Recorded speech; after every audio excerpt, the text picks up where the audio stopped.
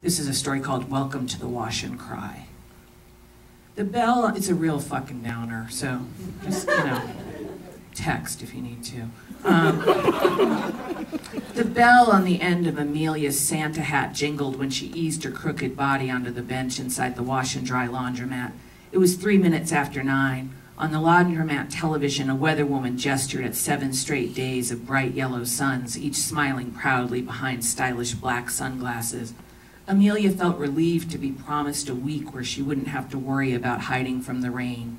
She looked through the window to the intersection where Frank waited for the bodega owner's beat-up white cargo van to come inching up the street. Frank wore a red Santa Claus hat too. A do-gooder had given them out with hot coffee to all the homeless people at the bus stop closest to the public hospital's methadone clinic.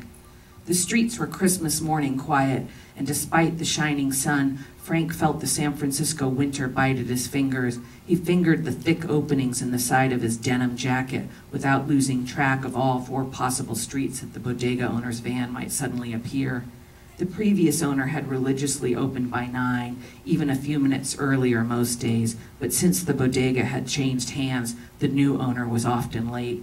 Frank continued to fidget with his pocket openings, moving his calloused fingers up and down the thick denim like he was playing a tiny piano. He played games like this since he was a young child. His favorite game was to sit on his right hand until it fell asleep, then touch his face pretending he was a zombie. His little meat claw is what he called the numb hand. This morning his fingers were numb from the cold and he touched the thick denim of his coat. He tried to determine what was his finger and what was his coat. Thankfully, the owner's white van turned onto the street and Frank's heart leapt. He waved his arms wildly to gesture the owner towards him. "Right over here," Frank yelled. He saved the owner a parking spot in front of the bodega by stealing 2 orange cones from a construction site around the corner and propping them up in the gutter. Someone had written on side of one of the orange cones in black marker, "Reserved." The wash and dry was in a neighborhood of people who illegally saved parking spots in front of their apartment buildings by putting up fake construction notices or no parking signs, or in the saddest of all events, an elderly man poured wet cement on the curb in front of his house and then took a stick and wrote the words, "No praking." "No praking" was then painted over in a slightly brighter red than the uniform red of city no parking zones. The bodega owner eased his van into the spot and Frank removed the orange pylons before they could be run over. "Merry Christmas, my man," Frank said as the owner got out of his van. "Merry Christmas," the owner begrudged. "Let me help you," Frank said, reaching out to hold the owner's clipboard while he struggled to unlock the giant bulletproof padlock that held a thick chain around the bodega's doors. The handwritten sign taped to the tiny window on the front door said, "Christmas Day, open." "Wait here until I turn the lights on," the owner said, taking his clipboard back. "No problem, my man." Now that his tall boy was within reach, Frank allowed himself to feel the queasiness of withdrawal. His brow had begun to sweat, and he clenched the $5 bill Amelia had given him. He could feel Amelia watching him from inside the laundromat, but he didn't turn around. He didn't need her hassling him or yelling across the street or making a scene. Amelia had been banned from practically every business in this neighborhood, including the wash and dry. She was now waiting for her beer like a teenager outside a supermarket, scanning for an amenable stranger to buy them alcohol. She'd given Frank a $5 bill that morning and told him if he bought her a beer from the bodega, she'd buy him one too. Frank couldn't remember that the new bodega's owner's name was Tariq. His mind was used to Enrique, who had had the market for the entire 15 years Frank had shuffled his drunk ass around San Francisco. Frank had watched Enrique's children grow from babies into teenagers on the photos taped to the side of the Latino market's register. When Tariq bought the store, he changed the name by painting United over Latino. During the day, the sign read United Market, but at night, when the light was on, it read Latino United Market, the old name shining through when illuminated. One night before closing, shortly after Tariq took over this bodega, 8 bored Latino boys came in and asked why the Latino market now was going by a different name. They postured and menaced and put a few 40-ounce beers into the deep pockets of their black and orange San Francisco Giants parkas until the police arrived and ordered all of them on the sidewalk with their backs against the wall until enough cruisers arrived to accommodate the gaggle of smirking boys. Immediately after this incident, on the same wall the police had lined the boys against, Tariq hired an amateur muralist to paint 2 long, skinny brown arms reaching toward each other and shaking hands in peace. But unfortunately, the young muralist's depiction ended up looking like 2 hands sewn onto the end of burnt baguettes. Amidst a pyramid of dancing beer bottles, the great dancing beer bottle baguette truce of 2009. The laundromat clock now read 7 minutes after 9, and Amelia wanted a beer so badly the skin under her fingernails hurt. "You have a responsibility," Amelia muttered, "to keep your word. Don't say you're going to open at a certain time and then not open." Her Santa bell jingled as she talked to no one. Amelia's face was bright red like a geranium, or the rosy cheeks on a cheap rubber clown mask. Hunched, tired Amelia. Everyone in the neighborhood had seen her struggling down the street with her curved semicircle spine, rolling her near-empty suitcase behind her. She looked like a child in an airport pulling its own miniature suitcase, but every few steps has to stop and flip it back over because it's not heavy enough to keep weighed down. Amelia had never been inside an airport in her life, and every day the things she owned in the world were different. For example, today she owned a Santa hat, a single pair of jeans, and a turquoise scarf she'd chosen from a huge pile of clothes at the shelter. Amelia only went to the shelter when she was desperate because she could not abide by the long list of shelter rules.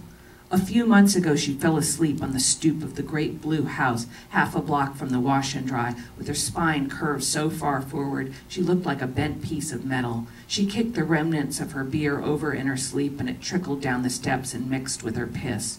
On the day she pissed in her sleep, Amelia dreamt it was summer and she was at the lake from her childhood, where everyone went swimming after blueberry picking. She loved the dull gray of the blueberry pails and the sound of the first berries plinking against the bottom of the mostly empty buckets. After picking, all the children would make the short walk to the lake and lie face down on the dock, savoring the feeling of the sun-warmed wood as it pressed into their stomachs and hands. Then they went swimming. Amelia always peed in the lake. It was an eternal summerhood rite. Now it was somehow Christmas again. The year had vanished just like a sunbeam does, leaving all its dust motes homeless at dusk. The day Amelia pissed herself on the stoop of the great blue house, she was half naked, one leg in and one leg out of a clean pair of shelter jeans that she'd taken out of her rolling suitcase when the lesbians who lived across the street from the wash and dry walked by with their old beagle J-Wag. Depending on the day or the weather, sometimes they walked J-Wag with a blue harness so they could lift up his weak back legs when they dragged. Amelia's ass, wet when she woke, and the sun she'd fallen asleep under had now moved downward out of the sky towards the edge of the earth. "Hello, J-Wag," she yelled excitedly at the beagle, for a moment forgetting she was half naked. She loved that beagle, and every time she saw him, her red geranium clown face lit up. But because she was so hunched and decrepit, when Amelia tried to pet J-Wag, she couldn't quite bend over far enough, and her hand would wave a foot over the old beagle's back like she was casting a spell or touching its aura. "Beautiful dog," Amelia would say each time, and the lesbians would say, "Thank you," and quickly walk away. Amelia didn't normally ask the lesbians for money, but on the day they found her half naked on the neighbor's stoop, she wanted $1. And the lesbians didn't normally give money to Amelia, but on this day, the one named Mary did. Mary was a recovering alcoholic, and it killed her to support Amelia's habit, but she justified giving the $1 because Amelia was such a wreck. What was the point of not giving it? Amelia was the main reason the lesbians no longer did their laundry at the wash and dry. They called it the wash and cry because it always smelled like spilled malt liquor and was crowded with homeless addicts who would huddle on a wooden bench near the active dryers and scratch the gangrene sores on their legs. Every once in a while, someone would acquire a cell phone and charge it in a ceiling outlet, and the rest of the homeless encampment would sit under the dangling, ominous cord. Neither Mary nor her girlfriend Isabella understood how the homeless people suddenly acquired possessions like cell phones or puppies, or how they migrated to other parts of the city when they could barely limp from the laundromat bench to the garbage can under the television. Once Isabella had seen Amelia all the way across town at midnight, panhandling in the rain on Polk Street. "How did she get all the way over there? She can barely walk," Isabella asked Mary when she got home that night. The day Amelia got caught stealing a coat out of one of the dryers was the day the lesbian swore off the wash and cry for good.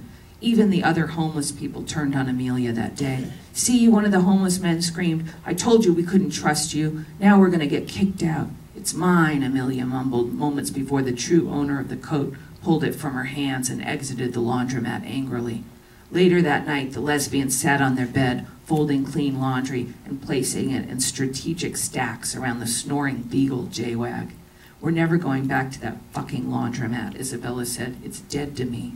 From now on, Mary started, "We'll travel around the city, sampling laundromats in every neighbor. We can make a book like a Zagat, but it's called The Zagmat." Mary leaned over and kissed Isabella. Then they each took one of J-Wag's ears and petted them while he slept. "How come you never help with the laundry?" Mary teased J-Wags. "Get your old bones up."